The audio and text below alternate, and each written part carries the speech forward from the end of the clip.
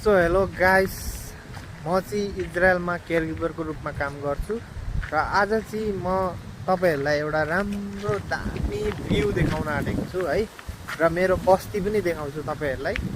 ल हेर्दिनु होला है। हेर्नु न, अब कति राम्रो भ्यू देखियो भनेको के, कस्तो राम्रो के। अब वहाँ तल हेर्नु पनि छ नि, एउटा त्यहाँ सानो समुद्र जस्तै एउटा लेक पनि छ के, त्यहाँ एउटा सानो लेक पनि छ। हेर्नु न अब कति चाहिँ राम्रो देखिएको भ्यू।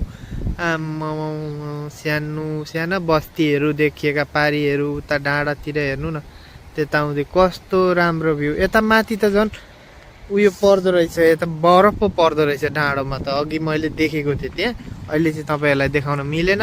हेर्नु न कति राम्रो। जाडो भन्नुहुन्छ भने फेरि हात कटकट खाने जाडो पनि हुँदै गर्छ, तर आज चाहिँ भन्नुहुन्छ भने त्यति जाडो छैन। वहाँ हेर्नु न, घाम अस्ताउन आँटेको, कति राम्रो देखिएको है।